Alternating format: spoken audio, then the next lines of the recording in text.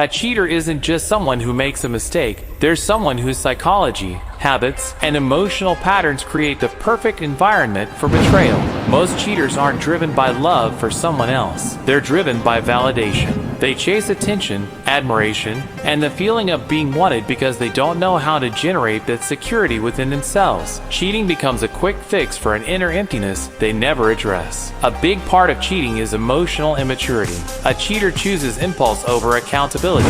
They want the pleasure, but not the responsibility that comes with being honest or loyal. Instead of communicating that they're unhappy, insecure, bored, or craving something, they avoid vulnerability and look outside the relationship for what they're too afraid or too unskilled to ask for. It's not that they're incapable of faithfulness, it's that they haven't developed the discipline or emotional intelligence to manage temptation or discomfort. Many cheaters also struggle with confrontation. Rather than saying, "I need more from you," or "I'm not okay," they keep it inside and look for escape in secret. Instead of facing issues, they run from them. Cheating gives them comfort without the tough conversations that growth requires. Some cheaters separate intimacy from loyalty in their mind. They tell themselves sex is just sex, or that cheating doesn't change how they feel about their partner.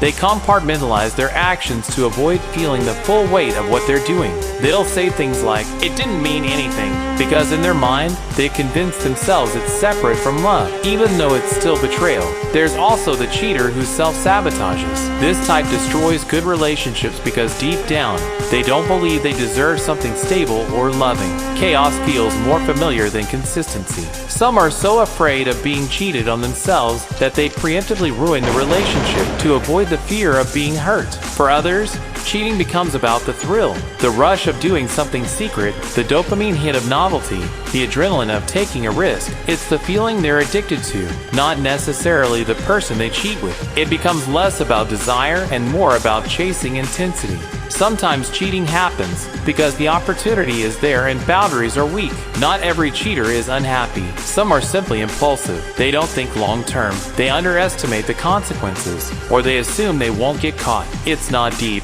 it's reckless. A major part of the psychology of a cheater is their ability to rewrite the story so they don't feel guilty. They convince themselves their partner wasn't paying attention, or that they deserve to feel good, or that it just happened. These mental tricks help them avoid accountability and maintain the illusion that they're still a good partner. There's a difference between someone who cheats habitually and someone who cheats situationally. Habitual cheaters carry patterns of lying, entitlement, and emotional detachment. Situational cheaters fall into a moment of weakness, insecurity, or pain. But regardless of which type they are, the impact on their partner is real. At its core, cheating is selfishness. It's someone prioritizing their momentary wants over someone else's emotional safety. It's avoiding communication, avoiding responsibility, and avoiding maturity. Even with all the psychology behind it, cheating is still a choice, one rooted in impulse, ego, and emotional underdevelopment.